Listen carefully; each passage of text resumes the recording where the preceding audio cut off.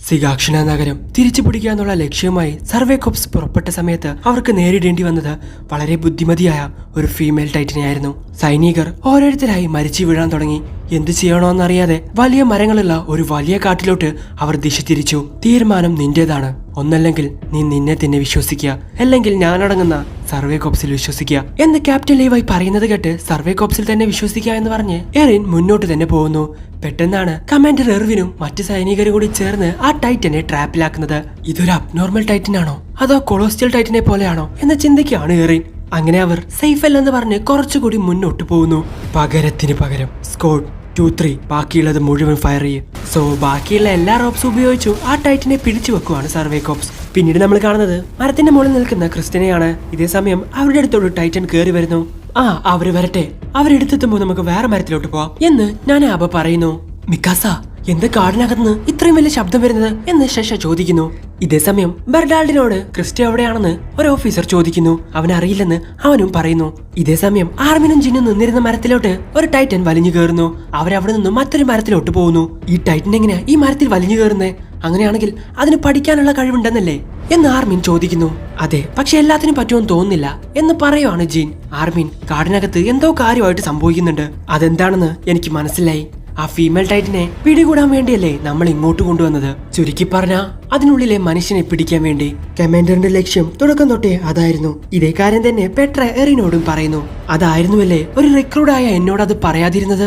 പക്ഷേ സർവേ കോപ്സിന്റെ ഏറ്റവും വലിയ പദവിയിലിരിക്കുന്ന നിങ്ങളോട് എന്തുകൊണ്ട് അത് പറഞ്ഞില്ല എന്ന് ചോദിക്കുവാണ് എറിൻ. ക്യാപ്റ്റനും കമാൻഡറും ഞങ്ങളെ വിശ്വസിക്കുന്നില്ലെന്നാണോ നീ പറഞ്ഞു വരുന്നത് എന്ന് പെട്ര അവനോട് ചോദിക്കുന്നു. അല്ല, പക്ഷെ ഇതെല്ലാം കാണുമ്പോ പെട്ര, ഇനി ഇവൻ വാ തുറന്ന അവന്റെ മോത നോക്കി ഒന്ന് കൊടുക്ക് എന്ന് ഒലിവെ പറയുന്നു. വേണ്ട, അവൻ പറഞ്ഞതാണ് ശരി. നമ്മളിൽ നിന്ന് അത് മറച്ചു വെക്കാൻ കമാൻഡറിന് ഒരു കാരണമുണ്ട്. ടൈറ്റനായി മാറാൻ കഴിയുന്ന ഒരാൾ, അല്ലെങ്കിൽ മാറാൻ കഴിയുന്നവനെ സഹായിക്കുന്ന ഒരാൾ, അങ്ങനെ ഒരാൾ ഒരു ചാരനായി നമ്മുടെ കൂട്ടത്തിലുണ്ടാവും. ഇതേ കാര്യം തന്നെയാണ് ആർമിനും ജിന്നും സംസാരിക്കുന്നത്. അതെ, എനിക്ക് ഉറപ്പാണ് നമ്മക്കിടയിൽ ആരോ. എന്റെ ഊഹം ശരിയാണെങ്കിൽ 5 വർഷം മുൻപ് കോപ്സിലുണ്ടായവരോട് മാത്രമായിരിക്കും ഈ പ്ലാൻ പറഞ്ഞിട്ടുണ്ടാവുക. അപ്പൊ അത് തന്നെയായിരിക്കും കാരണം. 5 വർഷങ്ങൾക്ക് മുൻപ് മതിൽ തകർത്തപ്പോ ശത്രു അതിനകത്ത് കയറിയെന്ന് കരുതുന്ന സ്ഥിതിക്ക് സംശയിക്കപ്പെടുന്നവരുടെ എണ്ണം കുറക്കാൻ ഇതായിരിക്കും അവരുടെ മുമ്പിലുണ്ടായിരുന്ന ഏകമാർഗം. അങ്ങനെയെങ്കിൽ ആ 2 ടൈറ്റനെയും കൊന്നത് ആ ചാരനായിരിക്കും. ഇതൊക്കെ കേട്ട് എറിൻ അന്ന് കമാൻഡർ ചോദിച്ചത് ആലോചിക്കുന്നു. നിനക്കിവിടെ എന്താണ് കാണുന്നത്? ആരാണ് നമ്മുടെ ശരിക്കുള്ള ശത്രുക്കൾ? അന്ന് അതിന് നമ്മൾ ഉത്തരം നൽകിയിരുന്നെങ്കിൽ ഒരു പക്ഷേ ഈ പ്ലാനിൽ നമ്മളെയും ഉൾപ്പെടുത്തിയേനെ എന്ന് എൽഡ് പറയുന്നു. എനിക്കിതൊക്കെ നേരത്തെ അറിയായിരുന്നു, പിന്നെ ഞാൻ നിങ്ങളോട് അത് പറയണ്ടെന്ന് വെച്ചതാ എന്നെല്ലാം അറിയുന്ന ആളെ പോലെ പറയാണ് ഒലിവെ. നീ ഇപ്പോഴും ക്യാപ്റ്റൻ ലീവായി അനുകരിക്കുകയാണോ എന്ന് ചോദിക്കുകയാണ് പെട്ര.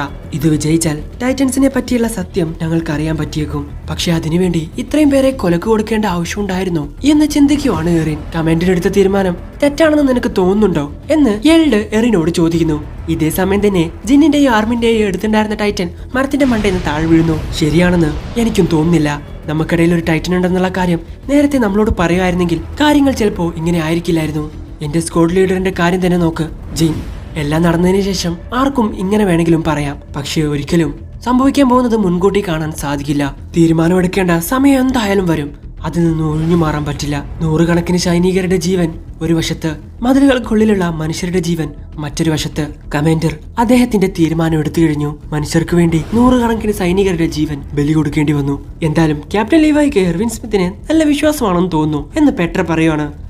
അത് മനസ്സിലാവുന്നതുവരെ നീ ജീവിച്ചിരിക്കുമെന്ന് ആർക്കറിയാം എന്ന് പറയാണ് ഒലിവെ. എനിക്കുറപ്പാണ്, ഒരു മാറ്റം വരുത്താൻ ഒരു മനുഷ്യന് സാധിക്കുമെങ്കിൽ എല്ലാം ഉപേക്ഷിക്കാനും അവർ തയ്യാറായിരിക്കണം. ഒന്നും ഉപേക്ഷിക്കാൻ തയ്യാറാവാത്തവർക്ക് ഒരു മാറ്റവും ഈ ലോകത്തുണ്ടാക്കാൻ സാധിക്കില്ല എന്ന് ആർമിൻ പറയുന്നു. ഇതേ സമയമാണ് ഒരു കാര്യം വെളിപ്പെടുത്തുന്നത്. ഒരു ടൈറ്റനെ അനങ്ങാൻ പോലും സാധിക്കാത്ത വിധം പിടിച്ചു നിർത്താൻ വേണ്ടി സർവേ കോപ്സ് വികസിപ്പിച്ചെടുത്ത ഒരു ആയുധം. അതാണ് ടാർഗറ്റ് റിസ്ട്രൈൻഡ്.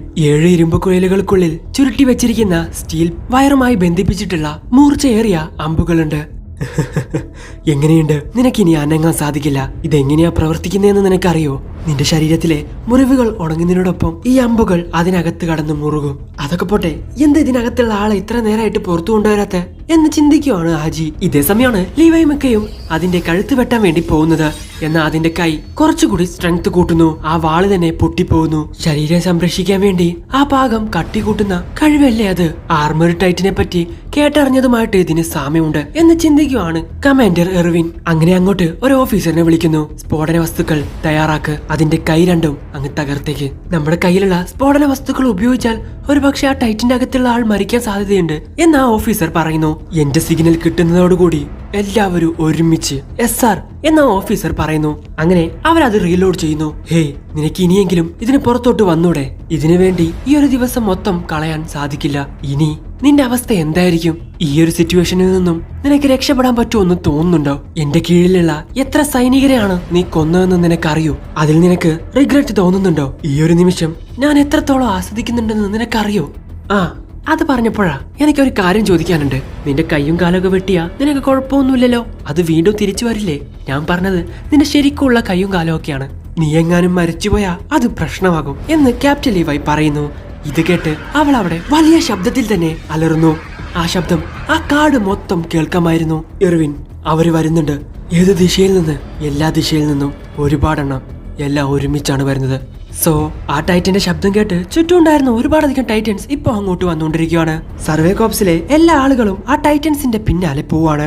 ഇതേ സമയമാണ് മിക്കാസയെ ശേഷം പിടിച്ചു നിർത്തുന്നത്. നിക്ക്, ആ ശബ്ദം എനിക്കറിയാം. ഞാൻ താമസിച്ചിരുന്ന കാട്ടിൽ നിന്നും ഇങ്ങനെ ഒരു ശബ്ദം കേൾക്കാറുണ്ട്. ഇനി ഒന്നും നഷ്ടപ്പെടാനില്ലാത്ത കെണിയിൽപ്പെട്ട ഒരു മൃഗത്തിന്റെ അലർച്ചയാണത്. ഒരു വേട്ടയുടെ അവസാനമാണ് ഏറ്റവും അപകടകരം എന്ന് എന്നെ പഠിപ്പിച്ചിരുന്നു. ഓ, ഞാനപ്പോ ശ്രദ്ധിക്കണല്ലേ എന്ന് മിക്കാസ അവളോട് ചോദിക്കുന്നു. തീർച്ചയായിട്ടും കാടിനെ വില കുറച്ച് കണ്ടാൽ മരണം ഉറപ്പാണ്. ഞാനും മലമുകളിലാണ് വളർന്നത് എന്ന് മിക്കാസ പറയുന്നു. ഈ പച്ചക്കറി വളർത്തി വളർന്ന ഒരു പെണ്ണിനെ ഇതൊന്നും പറഞ്ഞാൽ മനസ്സിലാവില്ല എന്ന് പറയാണ് സെഷ. ശരിയാണ്, ഇത്രയും കാര്യങ്ങളിൽ സെഷയ്ക്ക് തെറ്റുപറ്റാറില്ല, പ്രത്യേകിച്ച് ഇങ്ങനെ ഒരു സാഹചര്യത്തിൽ. ആർമിന്റെ ഊഹം ശരിയാണെങ്കിൽ എറിനിപ്പോ മധ്യഭാഗത്തായിട്ടായിരിക്കണം എന്ന് ചിന്തിക്കുകയാണ് മിക്കാസ. എർവിന്റെ സ്ക്വാഡ് നിൽക്കുന്ന സ്ഥലത്തോട്ട് ഇപ്പോൾ ടൈറ്റൻസ് എല്ലാം തന്നെ ഓടി വരുന്നു. ഇത് കണ്ട് സർവേ കോപ്സ് അതിനെ ആക്രമിക്കാൻ വേണ്ടി പോകുന്നു. എന്ന സർവേ കോപ്സിനെ ഒന്നും മൈൻഡ് പോലും ചെയ്യാതെ മുന്നോട്ട് ഓടിക്കൊണ്ടിരിക്കുവാണ് ആ ടൈറ്റൻസ്. ഓ നാശം, നീ എന്താടി ചെയ്തത് എന്ന് ചോദിക്കുകയാണ് ക്യാപ്റ്റൻ ലീവായ്. അങ്ങോട്ട് വന്ന 3 ടൈറ്റൻസിനെയും ക്യാപ്റ്റൻ ലീവായ് ഒറ്റ അടിക്ക് അങ്ങ് കൊന്നു കളയുന്നു. എന്നാ അങ്ങോട്ട് വന്ന ഒരു ചെറിയ ടൈറ്റൻ ഓടി വന്ന ആ ഫീമെയിൽ ടൈറ്റന്റെ കാലുമങ്ങ് കടിക്കുന്നു. സോ ഫീമെയിൽ ടൈറ്റനാണ് ഇവരുടെ ലക്ഷ്യം എന്നുള്ള കാര്യം എർവിന് മനസ്സിലാവുന്നു. എല്ലാവരും ഫീമെയിൽ ടൈറ്റനെ സംരക്ഷിക്കുക എന്ന് ഓർഡർ കൊടുക്കുകയാണ് എർവിൻ. എന്നാൽ ഇവരെ എത്രത്തോളം ടൈറ്റൻസിനെ കൊന്നാലും വീണ്ടും വീണ്ടും ടൈറ്റൻസ് വന്നുകൊണ്ടേയിരിക്കുകയാണ്. ഓരോരുത്തരായി ആ ഫീമെയിൽ ടൈറ്റനെ അങ്ങ് കടിച്ച് കീറിക്കൊണ്ടിരിക്കുന്നു. സോ വേറെ വഴിയില്ലെന്ന് മനസ്സിലാക്കിയ എർവിൻ എല്ലാവരോടും പിൻവാങ്ങാൻ പറയുന്നു. ഹേയ്, എല്ലാവരും ക്രമീകരണം രൂപീകരിച്ച് വന്നതുപോലെ തിരിച്ച് കരേനിയസ് നഗരത്തിലോട്ട് പോവുക എന്ന് എർവിൻ പറയുന്നു. ഇതിനോടകം തന്നെ ആ ഫീമെയിൽ ടൈറ്റനെ മുഴുവനായിട്ട് കടിച്ചു കീറിക്കൊണ്ടിരിക്കുകയാണ് ആ ടൈറ്റൻസ്. നമ്മളെ തോൽപ്പിച്ചു, അതിനർത്ഥം അവൾക്കൊന്നും നഷ്ടപ്പെടാനുണ്ടായിരുന്നില്ല. അവൾ ആരാണെന്നും മറ്റു വിവരങ്ങളും പുറത്തറിയാണ്ടിരിക്കാൻ വേണ്ടി അവൾ അവളെ തന്നെ ഇരയാക്കാൻ മടിച്ചില്ല. ആ കോടതിയിൽ നമ്മൾ നടത്തിയ നാടകമെല്ലാം ഇതിനു വേണ്ടിയായിരുന്നു. തിരികെ കയ്യും വീശി ചെന്നാൽ എറിനും നമുക്കൊക്കെ എന്ത് സംഭവിക്കുമെന്ന് ആർക്കറിയാം എന്ന് ലീവായി പറയുന്നു. അതെല്ലാം വരുന്നിടത്ത് വെച്ച് കാണാം എന്ന് എർവിൻ പറയുന്നു. സിഗ്നൽ കൊടുക്കാൻ പറ്റുമെന്ന് തോന്നുന്നില്ല. ഇവിടെ മൊത്തം ഈ ടൈറ്റൻസിന്റെ ആവിയാണ്. ഞാൻ എന്റെ സ്ക്വാഡിനെ തിരിച്ചു വിളിക്കാം എന്ന് എർവിൻ പറയുവാണ്. അങ്ങനെ ലീവൈ അവിടെ നിന്നും പോകാൻ നിൽക്കുന്നു. ലീവൈ നിൽക്ക്, നിന്റെ ബ്ലേഡും ഗ്യാസും റീഫിൽ ചെയ്യ് എന്ന് എർവിൻ പറയുവാണ്. എന്തിന്? അതിനുള്ള സമയം ഇപ്പൊ ഇല്ല, ഇപ്പൊ ഉള്ളത് തന്നെ മതി. ഇത് കേട്ട് എർവിൻ ഓർഡർ ആണെന്ന് പറയുന്നു. സോ ഞാൻ ഇതൊക്കെ ഇങ്ങനെ ഡീറ്റെയിൽ ആക്കി പറയുന്നത് എന്താന്ന് വെച്ച് കഴിഞ്ഞാൽ ഇങ്ങേരുടെ ഓരോ ഡയലോഗിനും ഭാവിയിൽ വലിയ പ്രാധാന്യമുണ്ട്. ബോറടിക്കുന്നുണ്ടോ ഗൈസ്? അങ്ങനെ അവർ തിരിച്ചു പോവാനുള്ള സിഗ്നൽ കൊടുക്കുവാണ്. ഈ സിഗ്നൽ എല്ലാവരും കാണുന്നുണ്ട്. ഹേയ്, നമ്മൾ തിരിച്ചു പോവാണ്, എല്ലാവരും കുതിരയിലോട്ട് തിരിച്ചു മടങ്ങ് എന്ന് ഗാദർ പറയുവാണ്. അങ്ങനെ അവർ അവരുടെ എല്ലാം തന്നെ ഗ്യാസ് റീഫിൽ ചെയ്യുന്നു. ശരിക്കും അതിനകത്തുള്ള ആളെ കിട്ടിക്കാണോ എന്ന് ചോദിക്കുവാണ് എറിൻ. അതിന് ശരിക്കും നിന്നോട് നന്ദി പറയേണ്ടത് എന്ന് പറയാണ് പെട്ര. അതിന് ഞാനൊന്നും ചെയ്തില്ലല്ലോ, നീ ഞങ്ങളിൽ വിശ്വസിച്ചു. നീ ഓർക്കുന്നില്ലേ, നീ ഞങ്ങളുടെ കൂടെ ഉണ്ടായത് കൊണ്ടാണ് ഈ കാര്യങ്ങളെല്ലാം സാധ്യമായത്. ശരിയായ ഒരു തീരുമാനം എടുക്കാമെന്നുള്ളത് എല്ലാവർക്കും പറ്റുന്ന ഒരു കാര്യമല്ല. ഒലിവേ, പെട്ര, ആദ്യ ദൗത്യത്തിൽ പേടിച്ച് മുള്ളിയത് വെച്ച് നോക്കുമ്പോ നിങ്ങൾ ഒരുപാട് മെച്ചപ്പെട്ടു എന്ന് എൽഡ് പറയുന്നു. എടാ, അതെന്തേലും നീ ഇപ്പൊ പറയുന്നേ? ഇവനക്ക് എന്നോടുള്ള ബഹുമാനം പോയാ ആര് സമാധാനം പറയും എന്ന് പെട്ര ചോദിക്കുന്നു.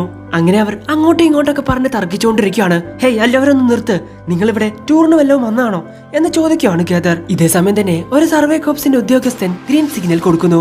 ഇത് ഗാദർ കാണുന്നുണ്ട്. അതെ, അത് ക്യാപ്റ്റൻ ലീവൈ ആയിരിക്കും. നമുക്ക് അങ്ങോട്ട് പോവാം, ബാക്കി സംസാരം ഇനി തിരികെ എത്തിയിട്ടാവാം എന്ന് ഗാദർ പറയുന്നു. അങ്ങനെ ഗാദറും ഗ്രീൻ സിഗ്നൽ കൊടുക്കുന്നു. ഇത് കണ്ട് ആ ഓഫീസർ ആ ഗണ്ണ് താഴെയിട്ട് തന്റെ 2 വാളും പുറത്തെടുക്കുന്നു. എർവിൻ, എന്തിനാണ് ക്യാപ്റ്റൻ ലീവയോട് റീസപ്ലൈ ചെയ്യാൻ പറഞ്ഞത്? നമുക്ക് അതിനുള്ള സമയമില്ലല്ലോ എന്ന് ചോദിക്കുവാണ് ആഞ്ചി. ആ ഫീമെയിൽ ടൈറ്റനെ അവർ തിന്നു. അതിനകത്തിരിക്കുന്ന ആളെ തിന്നത് നീ കണ്ടോ എന്ന് തിരിച്ചു ചോദിക്കുവാണ് എർവിൻ. ഞാൻ കണ്ടില്ല എന്ന് ഹാഞ്ചി പറയുന്നു. അതിനർത്ഥം അതെ, നീ പറഞ്ഞതുപോലെ തന്നെ ട്രാൻസ്ഫോർമേഷന് ശേഷവും ക്ഷീണമില്ലാതെ അവർക്ക് തുടരാൻ സാധിക്കുമെങ്കിൽ പോരാത്തതിന് അവരുടെ കൈവശം 3D ഗിയർ ഉണ്ടെന്നും കരുതുക. എല്ലാത്തിനും അപ്പുറം നമ്മുടെ അതേ യൂണിഫോം ആണ് അവർ ധരിച്ചിരിക്കുന്നെങ്കിൽ ആ ഫീമെയിൽ ടൈറ്റനെ നിയന്ത്രിച്ച വ്യക്തി ക്യാപ്റ്റൻ ലീവായ് എന്ന് ഗാദർ വിളിക്കുന്നു. അല്ല, അത് ക്യാപ്റ്റൻ അല്ല, നീ ആരാണ് എന്ന് ഗാദർ അവരോട് ചോദിക്കുന്നു.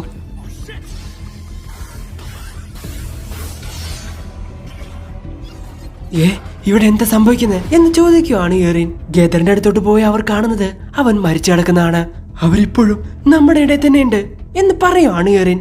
സോ അവിടെ വെച്ച് എപ്പിസോഡ് അവസാനിക്കുന്നു. സോ ഇനി 5 എപ്പിസോഡ് കൂടിയേ ബാക്കിയുള്ളൂ. അത് കഴിഞ്ഞ ഫസ്റ്റ് സീസൺ അവസാനിച്ചു. അടുത്തത് ഏതാണ് ചെയ്യേണ്ടതെന്ന് തീർച്ചയായിട്ടും താഴെ ഒന്ന് കമന്റ് ചെയ്യുക. അപ്പോൾ എന്തായാലും ഇന്നത്തെ ഇവിടെ നിങ്ങൾക്ക് ഇഷ്ടപ്പെടുന്ന ലൈക്ക് ചെയ്യുക, ഷെയർ ചെയ്യുക, സബ്സ്ക്രൈബ് ചെയ്യുക. തുടർന്നുള്ള ബെൽ ഐക്കൺ കൂടി എനേബിൾ ചെയ്യുക. അടുത്ത എപ്പിസോഡ് അടുത്ത ദിവസം വരെ. അതുവരെയും ബൈ.